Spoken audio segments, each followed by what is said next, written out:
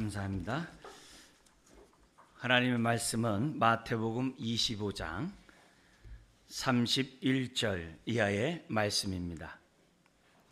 마태복음 25장 31절에서 이 시간 40절까지 교도하시겠습니다. 31절, 인자가 자기 영광으로 모든 천사와 함께 올 때 자기 영광의 보좌에 앉으리니 모든 민족을 그 앞에 모으고 각각 구분하기를 목자가 양과 염소를 구분하는 것 같이 하여 양은 그 오른편에 염소는 왼편에 두리라.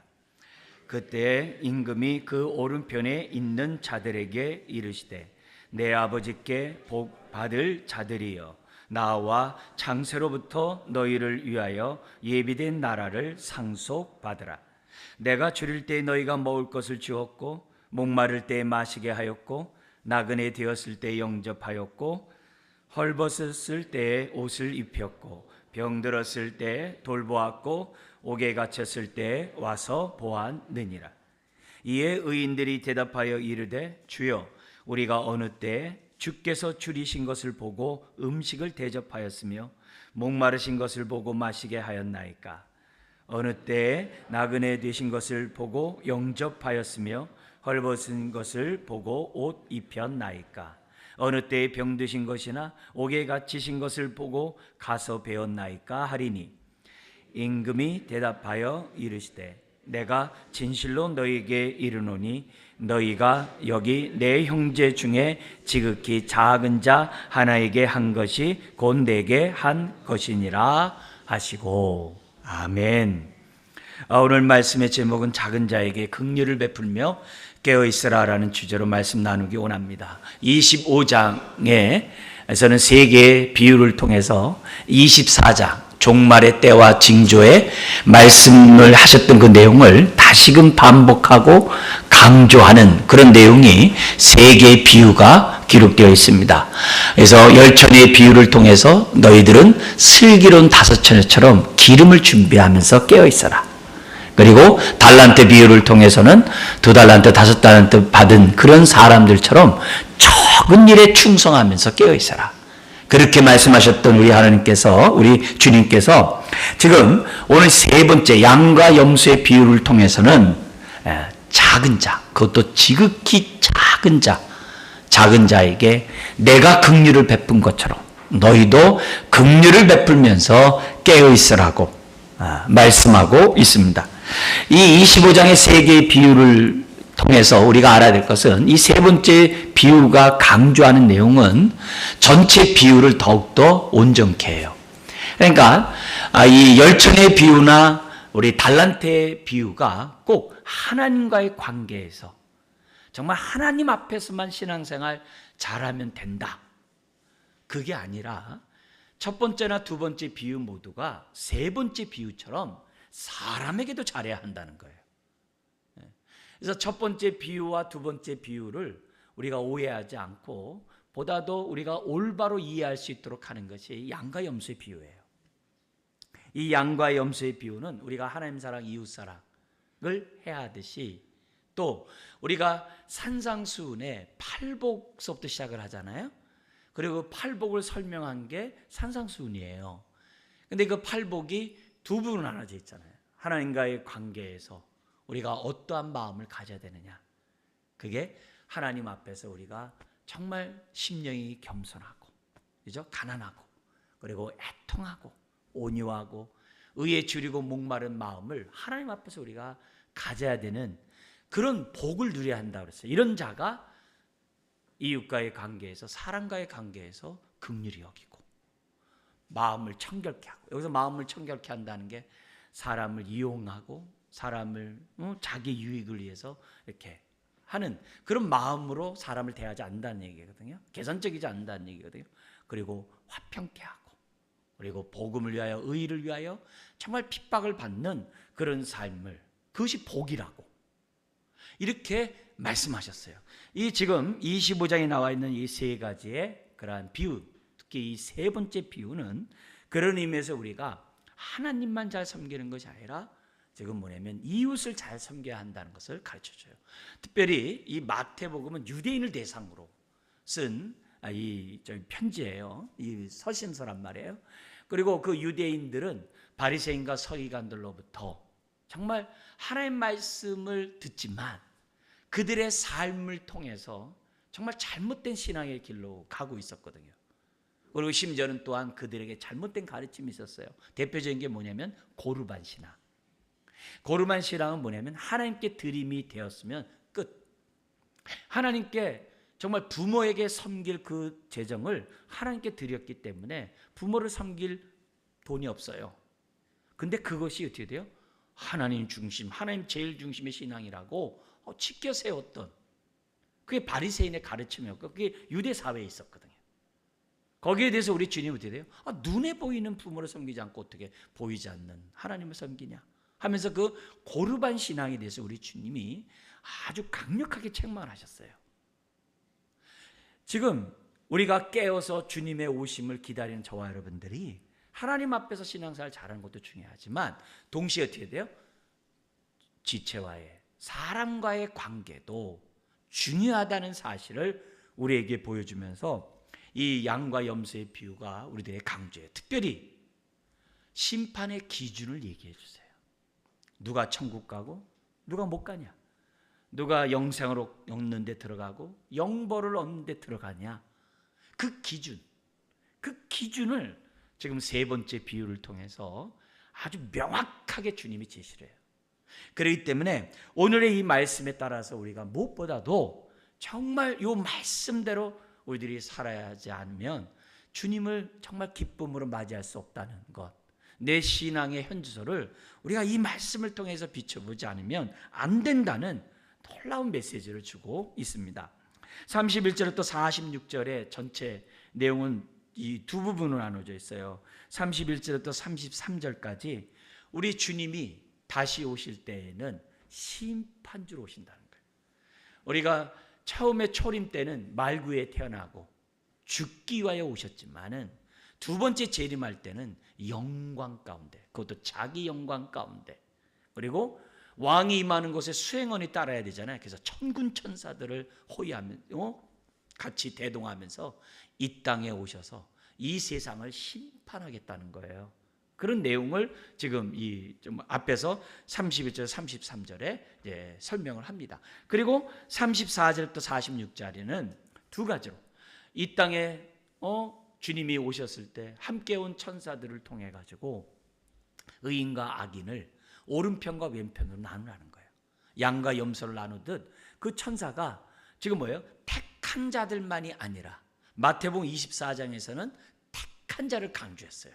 24장 30절 31절에서는 택한 자를 강조를 했는데요.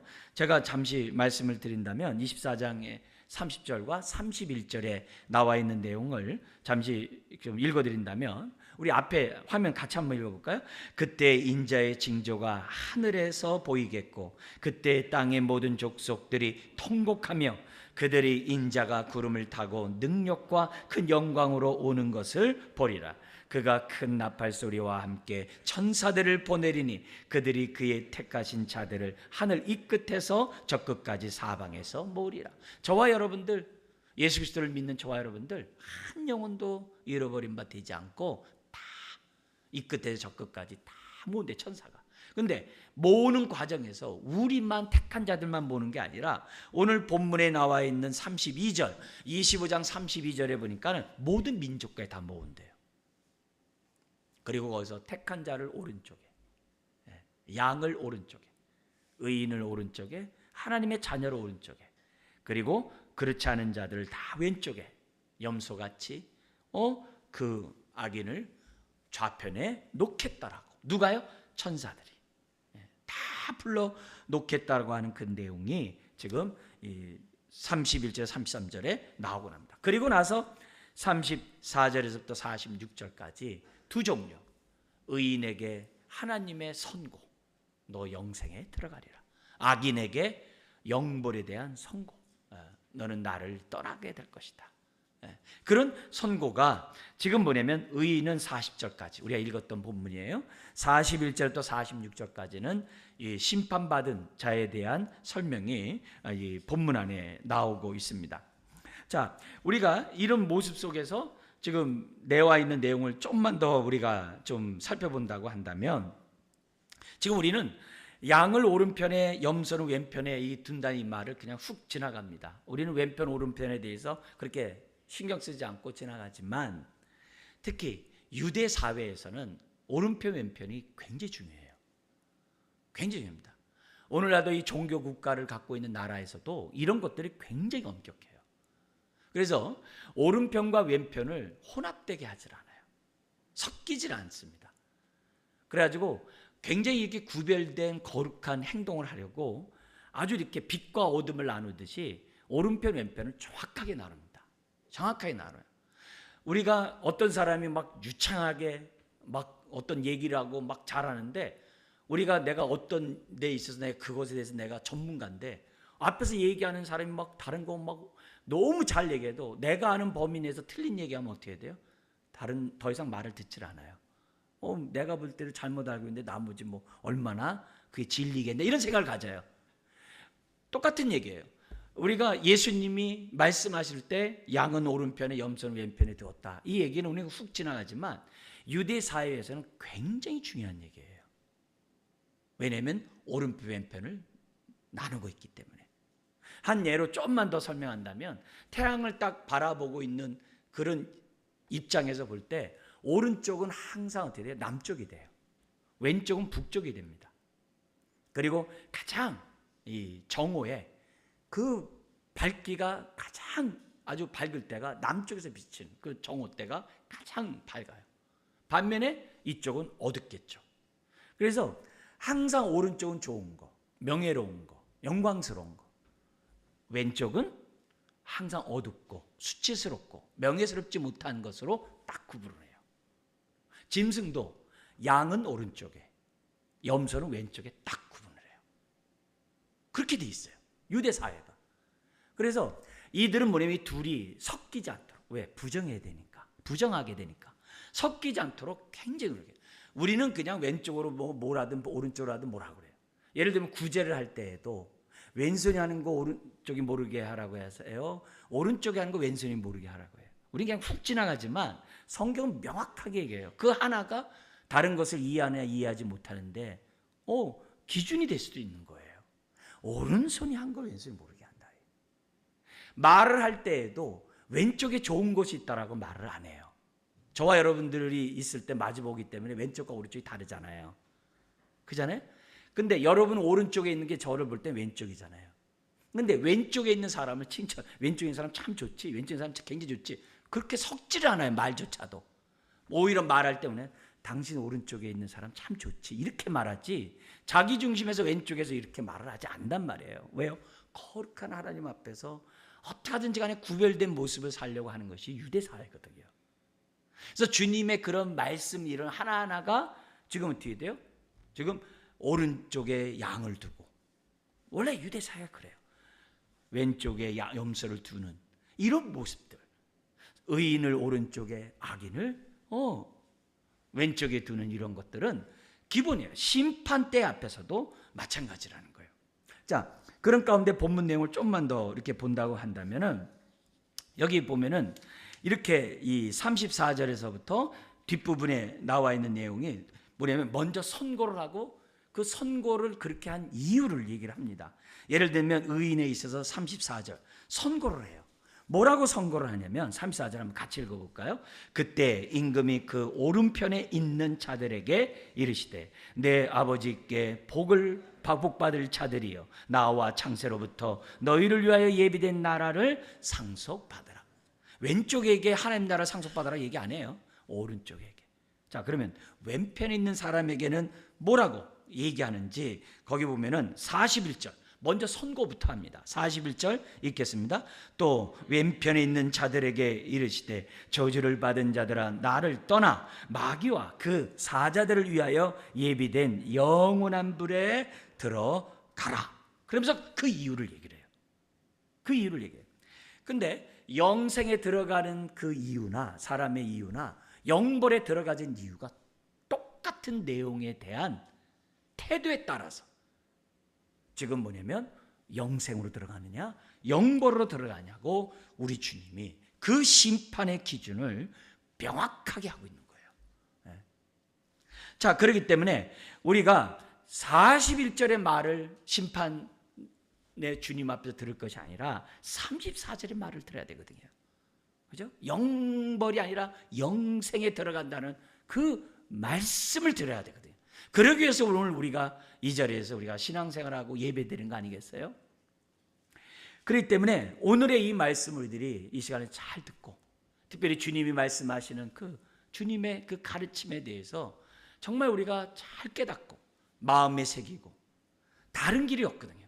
오늘 이 말씀에 따라서 우리들이 내가 지금까지 살아왔는가, 또 앞으로 살아가야 한다는 사실을 저와 여러분들이 잊어서는 안 됩니다. 자, 그러면 오늘 이 메시지 속에서 우리가 깨달아야 될 교훈이 뭡니까? 첫 번째는 우리가 오늘 본문의 주제처럼 지극히 작은 자에게 긍휼을 베풀었느냐 베풀지 않았느냐로 심판하심을 알라는 거예요. 그게 첫 번째 교훈이에요. 나의 심판의 기준이 다른 데 있는 것이 아니다. 나의 심판의 기준은 지극히 작은 자에게 하나님으로부터 받은 그 긍휼함을 드러내느냐, 드러내지 않았느냐로 심판하신다라고 우리 주님이 우리들에게 말씀하고 있어요. 우리 주님의 심판의 기준이 쭉 나오는 가운데 40절과 45절에 보면 반복되는 단어들이 있어요. 그리고 대조되는 단어가 있습니다. 그 내용을 잠깐 우리가 보겠는데요. 40절. 우리 한번 주님의 그 심판의 기준이 어떻게 나오는지, 반복되고 대조되는 게 뭔지를 보면서 우리 한번 40절과 45절 읽겠는데요. 40절 읽겠습니다. 임금이 대답하여 이르시되 내가 진실로 너에게 이르노니 너희가 여기 내 형제 중에 지극히 작은 자 하나에게 한 것이 곧 내게 한 것이니라 하시고, 의인에게 한 말입니다. 오른쪽 의인. 그러면 왼쪽 죄인에게, 악인에게 하는 그 메시지가 45절에 있습니다. 같이 한번 읽겠습니다. 이에 임금이 대답하여 이르시되 내가 진실로 너희에게 이르노니 이 지극히 작은 자 하나에게 하지 아니한 것이 곧 내게 하지 아니한 것이니라 하시니. 반복된 단어가 뭐예요? 이 지극히 작은 자. 이 지극히 작은 자가 반복돼요. 근데 대조가 돼요. 의인은 지극히 작은 자에게 긍휼을 베풀었고, 악인은 지극히 작은 자를 무시했다는 거예요. 네, 무시했다는 거예요. 근데 그 결과는 어떻게 돼요? 영생에 들어가느냐, 정말 영원한 불에 들어가느냐, 나뉘게 됐다는 것을 우리들에게 보여줍니다. 그러면서 우리 주님이 그 예들을 쫙 설명을 해요. 그게 뭐냐면 의인에게 한 얘기예요. 뭐냐면 35절에서 36절에 우리 주님이 이렇게 얘기합니다. 너는 내가 줄일 때 너희가 먹을 것을 주었고, 목마를 때 마시게 하였고, 나그네 되었을 때 영접하였고, 헐벗었을 때 옷을 입혔고, 병들었을 때 돌봤고, 옥에 갇혔을 때 와서 보았느니라. 그러기 때문에 너는 영생에 들어갈 것이다. 그러나 반면에 영벌에 들어가는 그 자에게 우리 주님이 정확하게 얘기합니다. 그냥 너는 이렇게 하지 않았다 그런 게 아니라 하나하나씩 얘기하면서 강조하는 거예요. 뭐를 어떻게 얘기하냐면 앞에 있는 얘기를 반대로 얘기합니다. 42절 43절에 이건 뭐예요? 강조거든요. 이건 각 사람의 정말 영생이냐 영벌이기 때문에 정확하게 선고를 하는 거예요. 너가 천국에 들어가지 못하는 그 이유를 꼭 찝어서 얘기하는 내용입니다. 그런 의미에서 42절 43절 같이 한번 읽어볼까요? 내가 줄일 때 너희가 먹을 것을 주지 아니하였고, 목마를 때 마시게 하지 아니하였고, 나그네 되었을 때 영접하지 아니하였고, 헐벗었을 때 옷 입히지 아니하였고, 병들었을 때와 옥에 갇혔을 때 돌보지 아니하였느니라 하시니. 그러니까 이상하죠? 아니 예수님 믿으면 천국 간다 놓고, 예수님 믿으면 죄사함 받고 의롭다 안 받고 천국 간다 놓고, 여기는 또 왜 갑자기 긍휼을 베풀었느냐 베풀지 않느냐에 따라서 천국 가냐 못 가냐 이렇게 얘기하면 이게 뭐가 이상한 거 아니냐 이렇게 생각할 수도 있어요. 근데 성경은 열매를 보아 그 나무를 알듯이 그의 행위를 통하여 믿음을 본다 했거든요. 야고보서에서는 영혼이 없는 몸이 죽은 몸같이 행함이 없는 믿음은 죽은 믿음이라고 그랬어요. 지금 여기서 얘기하는 것은 뭐냐면 믿음만이 아니라 그 믿음이 진짜 믿음이라고 한다면 그 믿음을 통해서 뭐가 나타나야 된다는 거예요? 네. 열매가 나타나야 한다는 거예요. 그럼 어떤 열매냐? 네. 너가 예수 그리스도를 믿고 하나님의 자녀가 됐냐? 그러면 아버지의 성품이 너의 삶을 통해서 나타나는 것이 당연한 게 아니냐? 그런 메시지를 지금 주님이 우리들에게 말씀하고 있어요. 그러니까 열매가 없는 그 믿음은 있을 수 없다는 거예요. 너가 예수 그리스도를 믿고 의롭다함 받았느냐? 그렇다면 그로 인하여 하나님으로부터 그 넘쳐나는 긍휼을 은혜를 너희가 받지 않았냐? 그렇다면 그 받은 그 긍휼함이 그 너의 그 받은 그 은혜가 그 사랑이 다른 사람이 나타나는 것은 당연한 거 아니겠냐? 이런 얘기를 우리 주님 우리들에게 말씀하고 있어요. 자, 그러면서 여러분들에게 다시 한번 우리가 분명히 아셔야 될 것은, 지금 제 말씀을 흘려듣지 말아야 될 것은 다른 심판의 기준이 없어요. 오늘 이것이 예수님의 입에서 나오는 심판의 기준이 말씀이에요. 흘려들으면 안 돼요. 흘려들으면 안 됩니다. 모호하게 얘기하지 않아요. 분명하게 영생에 들어간 자는 긍휼을 베풀었기 때문에 들어간 거고, 영벌에 들어가는 자는 긍휼을 베풀지 못했기 때문에, 안 했기 때문에 들어가지 못한다라고 기준을 정확하게 얘기를 해요. 그러면서 이렇게 정확하게 이런 얘기를 갖다가 아주 사람들에게 하신 이유가 뭘까요? 이 이면에는 뭐가 있냐면, 모든 사람이 이 말씀을 듣고 영생에 이르기를 원하신다는 거예요. 몇몇 사람들을 위해서 주님이 말씀한 게 아니라 몇몇 사람이 또한 오늘 이 말씀처럼 긍휼을 베풀고 정말 이렇게 하는 게 아니라, 긍휼은 모든 사람이 다 베풀 수 있다는 거예요. 다른 건 몰라도. 그것도 뭐예요? 작은 자에게는 모든 사람이 다 긍휼을 베풀 수 있다. 나보다 못한 사람이 주변에 얼마든지 많이 있잖아요. 나보다 힘들고 어려운 사람들이 얼마든지 있잖아요. 심지어 어떻게 돼요? 나와 같은 어려움을 겪고 있는 사람들이 다 있잖아요.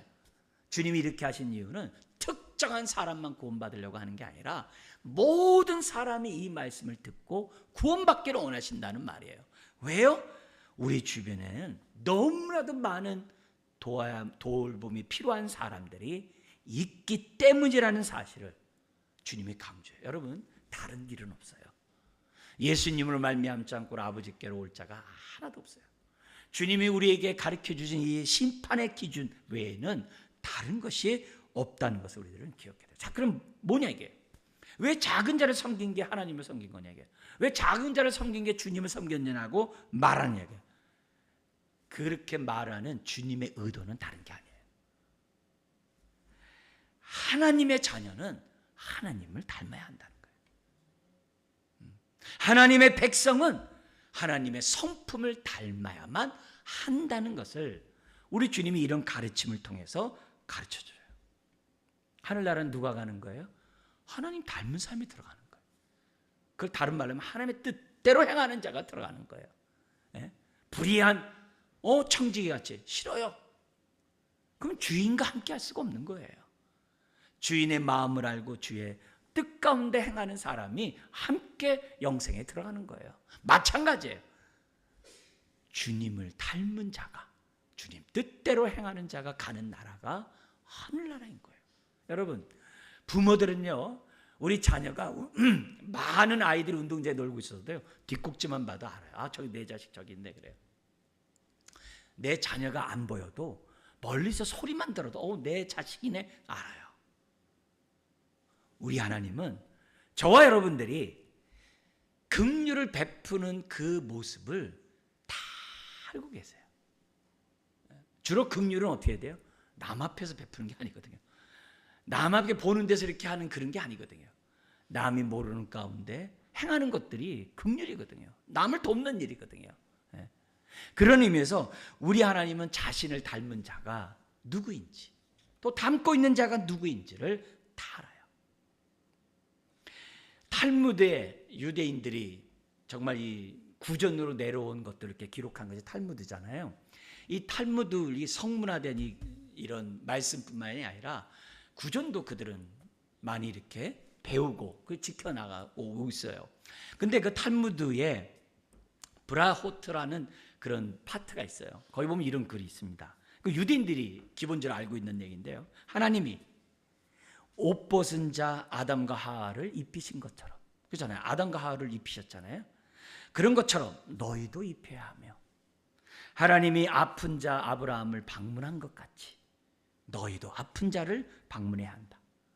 또 하나님이 슬픈 자 아론을 위로하셨던 것처럼 너희도 슬픈 자를 위로해야 하고, 하나님이 죽은 자 모세를 장례를 치른 것처럼 너도 죽은 자를 위하여 장례를 매장을 해야 한다. 이렇게 돼 있어요. 그러니까 그게 유대인들이 기본적으로 구전에 내려온 내용이에요. 그 내용을 우리 주님이 지금 말씀하고 있는 거예요. 여기 줄일 때 먹을 것을 줘야 되고, 목마를 때 마시게 하고, 나그네 되었을 때 영접해야 되고.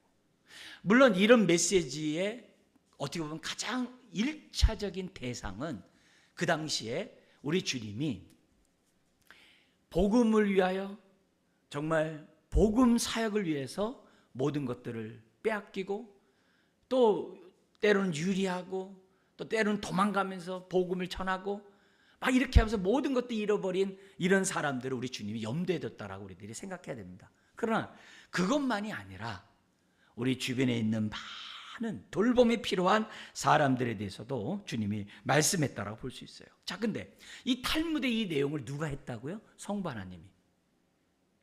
그런데 이 성부 하나님이 하신 일을 성자 하나님인 예수님이 이 땅에 오셔서 똑같이 하셨어요. 죄인과 세리와 함께 하셨고, 그들과 함께 식사를 했고, 병든 자를 고치셨고, 죽은 자를 살려주셨고, 슬픈 자를 위로했고, 지금 성부 하나님이 행하시는 그 모든 일을 우리 예수님이 똑같이 해요. 똑같이 행하셨습니다. 왜요?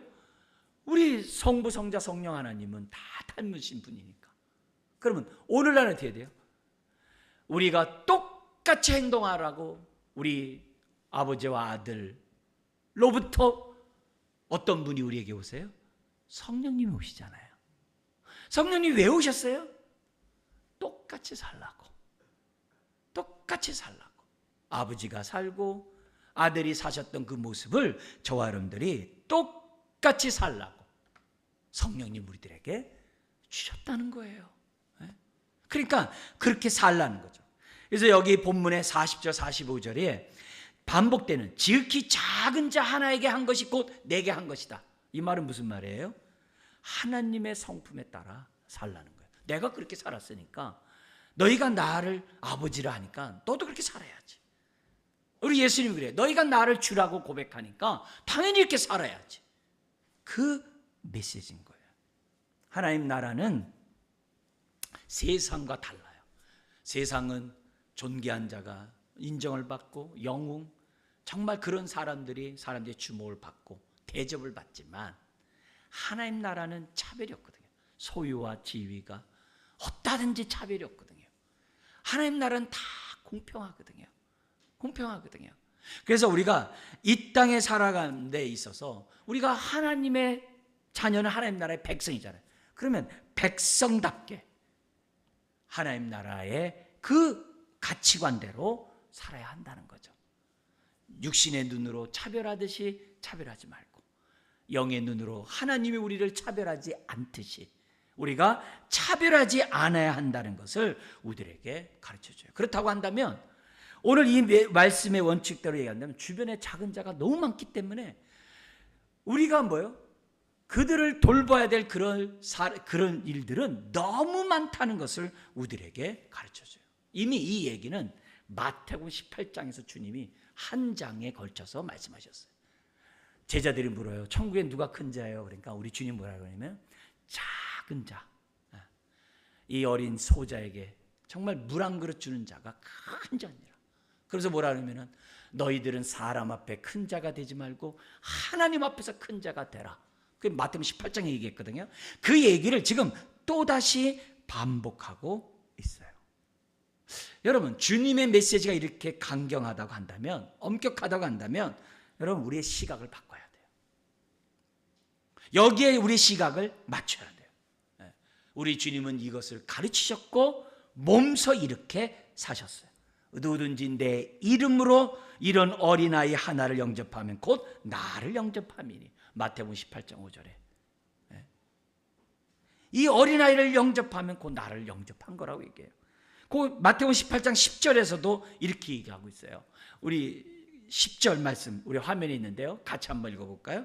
삼가 이 작은 자 중에 하나도 업신여기지 말라. 너희에게 말하노니 저희 천사들이 하늘에서 하늘에 계신 내 아버지의 얼굴을 항상 배옵느니라. 작은 자에게도 그의 천사가, 돌볼 천사가 있다는 거 아니에요? 본다 이게요. 그냥 우리 주님이 지금 우리들에게 샘플로 보여줍니다. 죄인과 세리와 함께하고 식사했어요. 저와 여러분들이 요구한 내용이 뭐예요?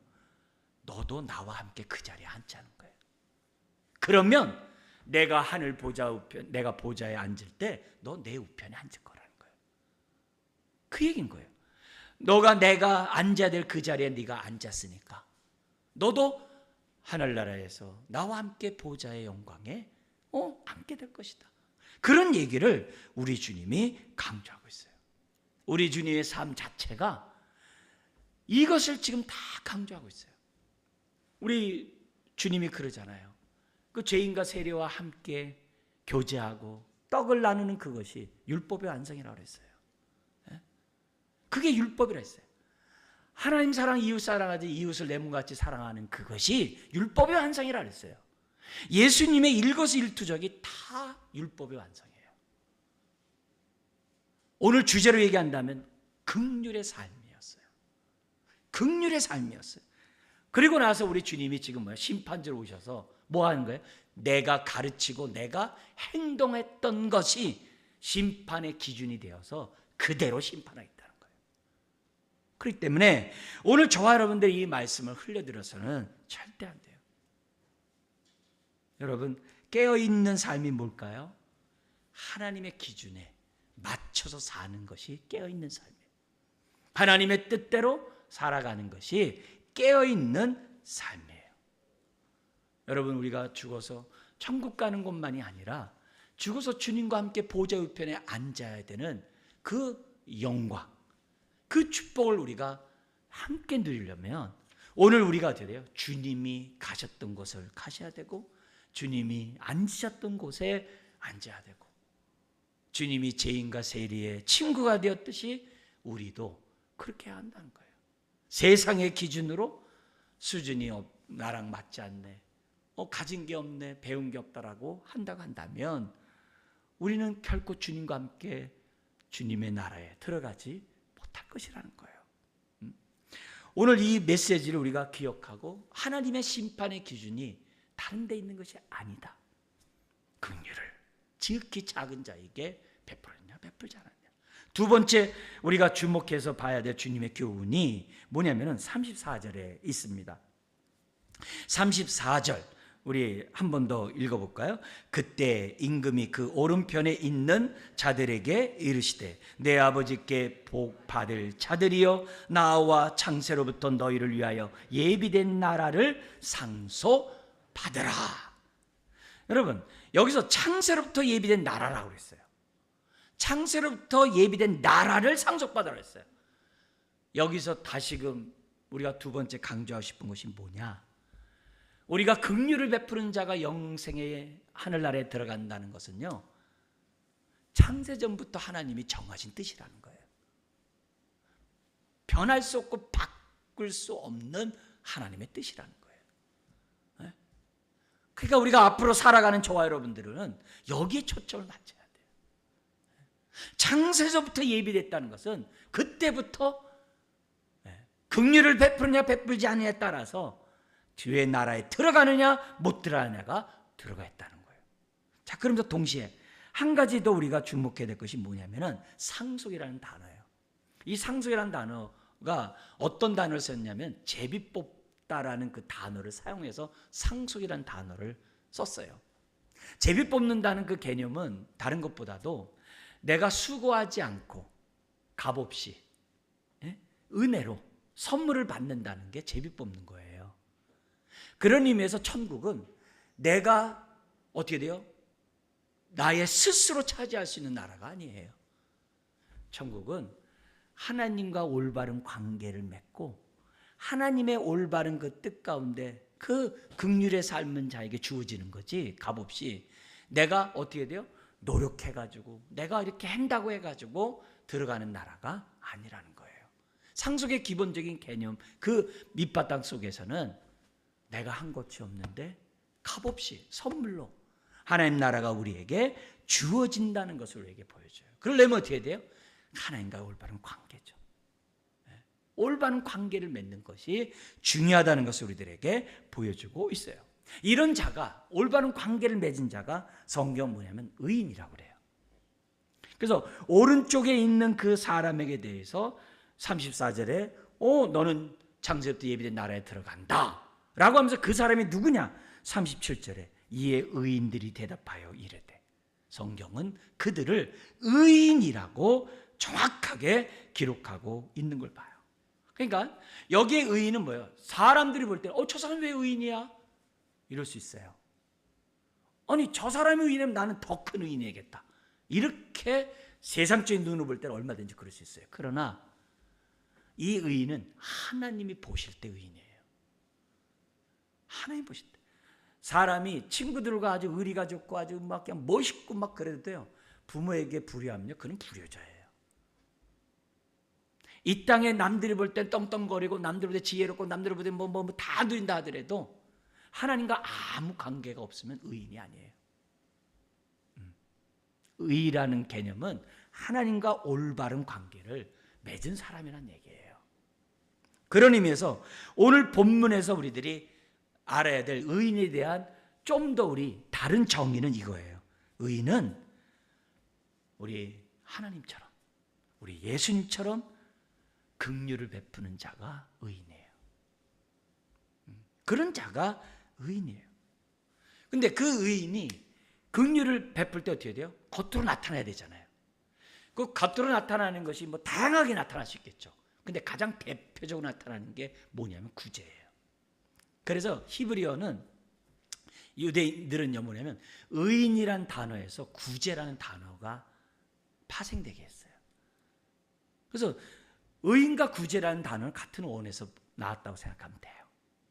유대인들은 의인은 자연스럽게 돼요. 하나님의 긍휼을 드러내는 사람이라는 거예요. 그게 나타나는 게 뭐예요? 구제예요. 이걸 너무나도 잘 알고 있으니까 어떻게 돼요? 그 당시 바리새인들이 구제 안 하면 안 돼요. 구제를 안 하면 그 사람 하나님 모르는 사람이에요. 하나님 모르는 사람이에요. 그냥 구제는 당연히 해야 돼요. 근데 어떻게 돼요? 구제를 하면서 내가 어떻게 돼요? 마음이 따라가지 않는 것도 있지만 구제를 하면서 뭐냐면 자기를 과시하고 자기를 나타내고 싶어하는 마음이 발동을 한 거예요.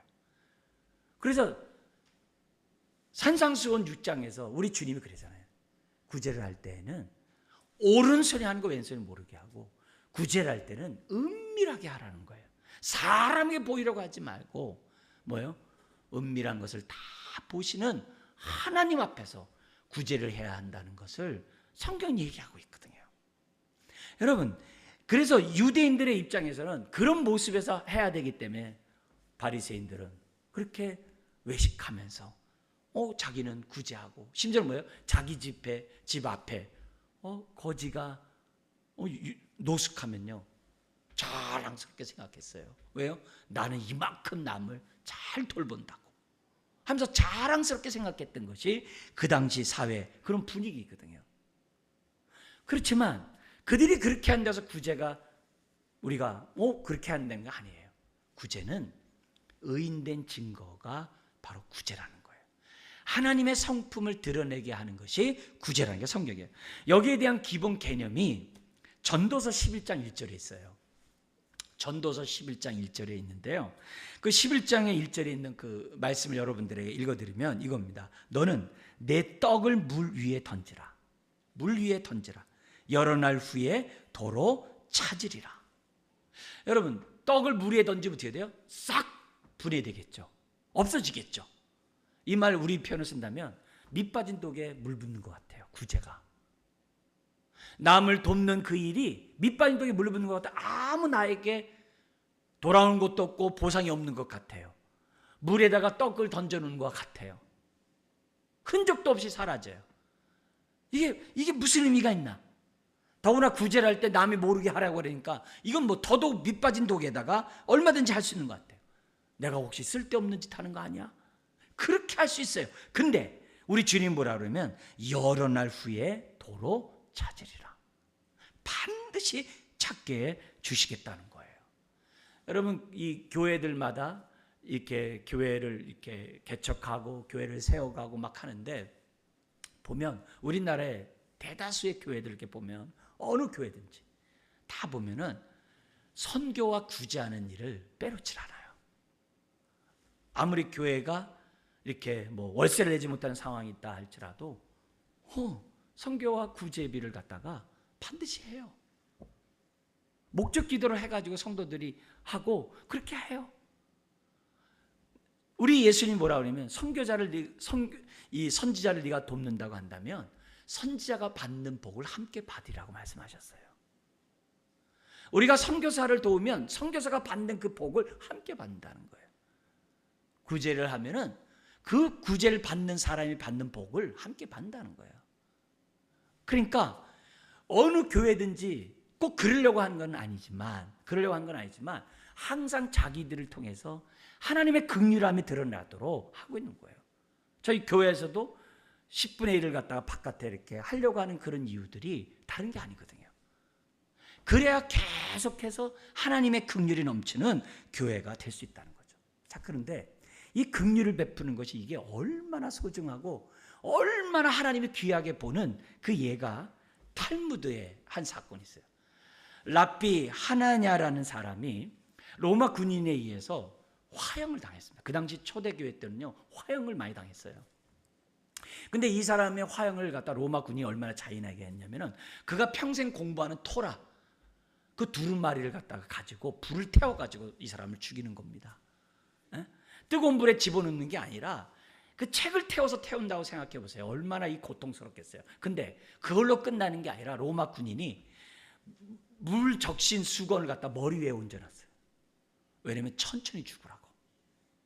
그렇게 하는 거예요. 그래서 너무 고통스럽게 죽어가니까 그걸 치근하게 여겼던 로마 군인 중에 한 명이 그 사람이 얘기하는 거예요. 뭐라고 얘기했냐면은 만약 당신이 내게 하나님 나라와 영원한 생명을 약속해 준다면 그 물수건을 치워주겠소. 이렇게 얘기한 거예요. 그러니까 이 사람이 지금 죽어가고 너무 고통스러워. 그렇게 하겠다고. 그래서 그 로마 군인이 그 물수건을 쳐줬어요.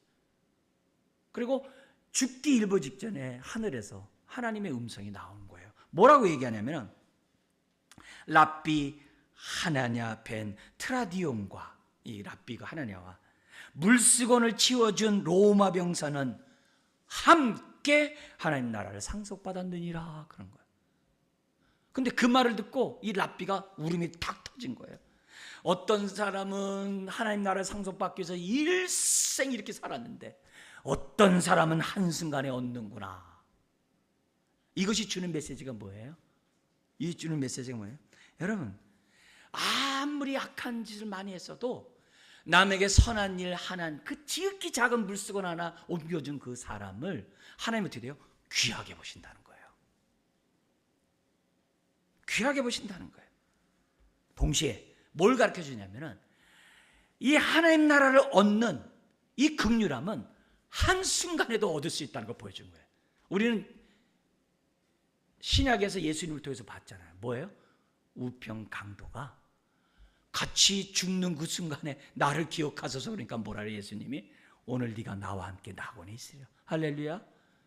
이게 우리가 남을 구제하는 일, 남에게 돕는 일, 또 뭐예요? 따뜻한 말을 해주는 일, 중보기도 해주는 일, 남을 갖다 이렇게 어쨌든 힘으로도 도와주는 일, 이 모든 일, 이게 그 악한 일을 덮고도 남을 뿐만이 아니라 우편에 있는 강도처럼 하나님이 되되어 귀히 여기시고 한다는 거예요.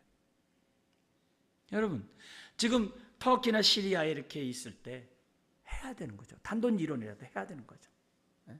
내 능력을 하는 거죠. 우리 우크라이나 할 때 위해서 여러분들이 작년에 그 해줬던 그것이 그 사역하면서 얼마나 많은 사람이 식량을 공급하면서 우크라이나의 그 난민들을 돕고 이렇게 하고 있는 거 우리 지금 편지 지금 보고 있잖아요. 해야죠. 한순간이라도 긍휼함을 드러내는 것이 얼마나 가치 있는 일인지 몰라요. 야고보서 1장 26절 27절에 보면은 하나님이 원하시는 참된 경건, 하나님이 원하시는 정말 의의 삶이 뭐냐? 거의 딱 요약을 해놨어요. 하나님과의 관계에서, 이웃과의 관계에서, 나와의 관계에서 세 가지를 하래요. 하나님과의 관계에서 뭐냐면 나를 지켜 세상에 물들지 않도록 거룩한 삶을 살라는 거야. 부정하지 말라는 거예요. 나와의 관계에서는 혀에 재갈을 물려가지고 말에 실수가 없도록 하라는 거예요. 근데 오늘 주제와 연관해서 이웃과 주변 사람과의 관계는 뭐냐면 둘 다 똑같이 환난 가운데 있다 할지라도 고아와 과부를 돌보는 것이 참된 경건이요 의의 삶이라는 거예요. 왜? 똑같은 상황에서 그 사람 나보다 더 힘드니까. 그런 자를 돌보는 자를 하나님이 어떻게 돼요? 참된 경건이라고 말해요. 우리 이렇게 얘기했어요. 나도 살기 힘든데 내가 남에게 도움을 받아야 되는데. 여러분, 성경은 뭐라고 그러냐면 물질이 없어도 하나님의 긍휼을 받은 사람은 믿음만큼은 부자가 돼야 된대요. 믿음만큼은 부유해야 된대. 그게 야고보서 2장이에요. 그래서 믿음에 부유한 사람은 사람을 외모로 보지 말라는 거예요. 사람을 차별하지 말라는 거예요. 소유 지위 때문에 흔들리지 말라는 거예요. 믿음에 부유한 사람은 뭐라 그래요? 긍휼함을 드러낸다는 거예요. 어떻게? 기도해 줌으로, 따뜻한 말을 해 줌으로, 심지어 내가 물질을 통해서 할 수 있다는 거예요. 이런 자가 뭘 받는다고요? 창세전부터 예비된 하나님 나라를 받는다는 거예요. 그걸 주님이 우리들에게 재강조를 해요. 자, 그런데 세 번째 마지막 한 가지가 있어요. 뭐냐면은 37절 39절까지 내용을 보면은 오른편의 의인은 상을 받을 목적으로 긍휼을 베풀지 않았다는 것을 알라는 거예요. 이거 하면은 천국 가? 남을 도와주면 천국 가? 오케이. 그러지 않았다는 거예요. 그러지 않았다는 거예요. 상을 받을 목적으로 긍휼을 베풀지 않았고 사람을 가려가면서 긍휼을 베풀지 않았다는 거예요. 그냥 하나님의 성품이 드러난 거예요. 닮았기 때문에. 근데 악인은 그렇지 않아요. 악인은 뭐라 하냐면 내가 만약에 주님이 내 앞에 있었으면요 저 주님 다 섬겼을 거예요. 나 목숨까지 다 줬을 거예요. 근데 주님 없었잖아요. 이건 무슨 말이에요? 반대로 얘기하면 사람을 가려가면서 섬겼다는 거예요. 악인은 사람을 가리면서 자기가 뭐예요? 유익한 일에 하는 거예요. 주님은 그래요. 남에게 밥 사줄 때 그 사람으로부터 받을 요량으로 밥 사주지 말라는 거 아니에요. 내가 했을 때 못 해주는 사람을 해야 하늘에 상이 있다고 그러잖아요. 근데 사람은 어떻게 돼요? 내가 샀으니까 당신 사야 되는데 서너 번 해서 안 사면 에이 절교. 그러지 말라는 거예요. 그러지 말라는 거예요. 우리 주님은 아주 정확하게 얘기를 하는 거예요. 악인은 언제 제가 주님 안 섬겼다고요? 의인은 뭐예요? 제가 언제 섬겼다고요? 오늘 본문에 우리 아까 얘기한 것처럼 임금이 너는 영생해, 너는 영벌해. 여러분, 이 메시지에서 우리가 깨달아야 될 교훈이 있어요. 뭐냐? 우리 주님은 항상 우리와 함께 하세요. 우리 아멘이죠? 근데요, 작은 자로 함께 하세요. 작은 자로 함께 하세요. 그러니까 작은 자는 눈에 잘 안 보여요. 신경을 써야 돼요. 관심을 가져야 돼요. 작은 자로 함께 해줘요. 여러분, 우리가 세상의 눈을 보면 안 도와줘도 그만이고 안 도와줬다 누가 뭐라 할 사람도 아무도 없어요. 그냥 스쳐가는 사람이에요. 근데 우리 주님은 뭐냐면 그런 사람을 주목해서 보라는 거예요. 그런 사람에 대해서 관심을 가지라는 거예요. 노력하라는 거예요. 내가 그랬듯이, 내가 너를 찾아왔듯이, 내가 너희를 찾아왔듯이 너희도 그렇게 관심을 가지라는 거예요.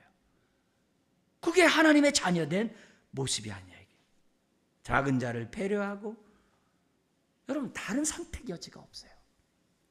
그래서 결국 긍휼히 여기는 사람들은 주님처럼 사람을 가리어 서면서 섬기지 않는다는 거예요. 상을 받을 목적으로 남을 돕지 않는다는 거예요. 성경에서 말하는 참된 믿음이 뭡니까? 우리가 신앙 좋다는 것이 뭡니까? 지극히 사소한 것에서 주의 성품 드러내는 것. 지난주에는 뭐예요? 지극히 작은 일이라도 충성하는 것이 정말 하나님이 기뻐한 것처럼, 오늘은 뭐예요? 지극히 작은 자에게 관심을 갖는 것이 지금 어떻게 돼요? 하나님이 기뻐하는 삶의 모습이라는 거죠. 여러분, 작은 자를 대하는 태도를 보면 그 사람의 심령을 알아요. 아, 긍휼이 많은 사람이구나. 야, 따뜻한 사람이구나. 야, 그 사람은 정말 하나님 보시기에 정직한 사람이구나. 그런 모습을 성경 우리들에게 가르쳐주고 있습니다. 말씀을 마치겠습니다. 여러분, 로마서 12장서부터는 믿음으로 의롭다함 받는 자들의 삶은 어떻게 삶을 살아야 되는지, 어떻게 삶의 예배를 드려야 하는지를 로마서 12장서부터 쫙 끝까지 나와요. 그 가운데 결론이 15장에 있는데, 결론이 뭐냐면 주님이 행한 것처럼 행하라는 거예요. 근데 주님이 어떻게 했냐? 연약한 자의 약점을 감당하라, 이렇게 돼 있어요. 강한 자, 높은 자, 임금을 위해서 약점을 감당한 사람 많아요. 대신 죽어준 사람들도 많아요. 방탄 많아요. 방탄에서 막아준 사람 너무 많단 말이에요. 근데 약한 자의 약점을 감당한 사람들은 없어요. 잘 없어요. 근데 우리 주님 보내면 약한 자의 약점을 감당하는 것이 삶의 예배고, 그게 의인이고, 그게 긍휼을 베푸는 자고, 그게 뭐예요? 오늘 우리 주님 우리들에게 말씀하고 있는 내용이라는 거예요. 그렇다고 한다면 다시 오실 그 주님 앞에 저와 여러분도 어떻게 해야 돼요? 은혜를 구해야죠. 하나님, 나를 살려주시고 나에게 은혜를 주셔서 내가 이렇게 살 수 있도록 도와주세요.